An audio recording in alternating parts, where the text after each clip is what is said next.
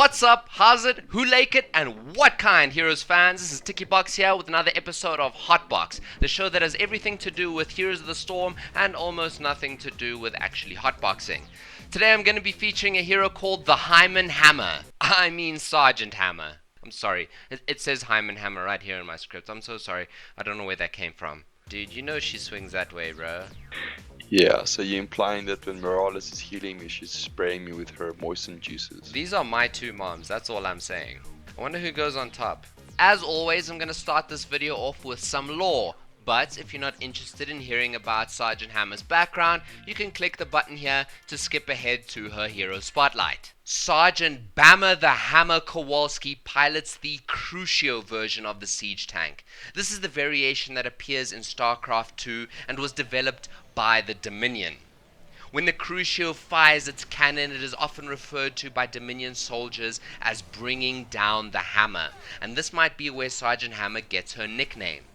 But why is this siege tank operator in particular appearing in Heroes of the Storm? Why not any other siege tank operator? I mean, there are other more notable siege tank pilots out there like Edmund Duke, the one who appeared operating a siege tank in StarCraft 1. Well, it is widely believed by Terran soldiers that siege tanks do more damage to friendly units than they do to the enemy. And if you've ever played StarCraft 1, then you'll believe this too. However, Sergeant Hammer's accuracy with her siege cannon became legendary. One soldier noting in his field manual that, quote, Kowalskis can drop that tungsten within inches of your boots, and sometimes a few inches closer. This soldier also made reference to Hammer's unique paint job, which is also visible in her default skin in Heroes of the Storm. Further than that, there isn't much lore that relates to Sergeant Hammer herself. However, she does make an appearance in the StarCraft 2 co-op mission Void Thrashing, where you, along with your co-op partner, need to defend Sergeant Hammer's base on Char from void beings or something. Well, glad to see you two could make it. Been fighting these Void Thrashers for a couple of days now. Lost a lot of good men. My base won't hold out much longer. I need you to take out those Void Thrashers before they destroy what's left of the fortress. In Heroes of the Storm, Sergeant Hammer is a ranged specialist. Now, I wanted to do Sergeant Hammer because she is still one of the most unique designs in this genre. None of the other major MOBAs has a character quite like her, and what makes her unique is her E ability, Siege Mode, which makes her become immobile and increase her basic attack range by 90%. She'll also deal 25% splash damage and deal 30% bonus damage to minions and structures. This will synergize with her passive trait, which is Artillery, making her basic attacks deal up to 30% more damage to distant enemies. So the further away your target is, the more damage you'll do. So you can start to see kind of how this character works now. I mean, she is a siege tank after all. Her strengths obviously are taking out minion waves, taking out enemy fortifications, and locking down objectives for her team. Her weakness is her mobility. She can't use a mount like other heroes can. Instead, she has a mount ability called Thrusters, which will increase her movement speed by 60% for 4 seconds on a 30-second cooldown.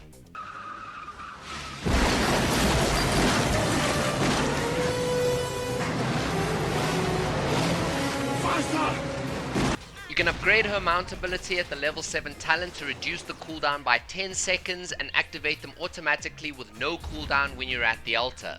Hey bro, you gotta hoy that loud pedal. To further counteract the weakness in her mobility, her Q and her W are purely defensive abilities. Her Q is Spider Mines. This has a 14-second cooldown. It will create 3 mines that deal damage and slow enemies by 25%. Whenever they get too close, the mines will just pop out of the ground and run towards them. Remind myself in. Pedal, ain't nobody. Nope. Oh fuck! Whoo-wee! Oh. Her W is Concussive Blast. On a 12-second cooldown, this will deal damage and push enemies away. This is a good defensive ability to use against enemy heroes trying to come at you. It's time to... oh shit, okay. Okay, Zeratul still coming. My loud pedal is almost off cooldown. I'm gonna... Oh, denied. Denied! Nope, son. Nope, son. Nope, son. Booyah! Her first heroic ability is Napalm Strike. This will deal moderate damage on impact, and it will leave an AoE that will do moderate damage over time, over 4 seconds. It has a 6-second cooldown though, so you can use this ability every 6 seconds. Just pop that Napalm Strike down. It does great damage against structures. It does great damage against heroes when they're fighting in an area, but it's slightly less effective against heroes than her next heroic ability, which is Blunt Force Gun. Get it? BFG? This will fire a missile with global range, dealing heavy damage to anything in its path. This ability is awesome at taking down those heroes that just manage to get away on the slightest little sliver of health. It'll pretty much destroy any minions along its path, and it's great for taking down fortifications as well.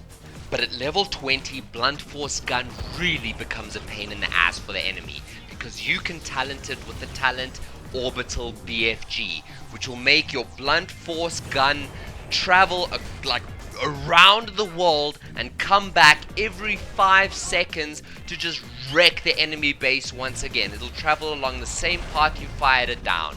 Orbital BFG is crazy strong at taking out enemy forts. Every 5 seconds it comes round again and wrecks their forts. It's a great talent to take if your team happens to be, in the losing position. If you happen to be on the back foot with your team, it's a great ability to take if you can manage to make it to level 20, because it will even the odds for you. However, it is useless at taking out the enemy nexus, because the shield will regenerate in that 5 seconds and completely mitigate any damage that the Orbital BFG might have been able to do to it.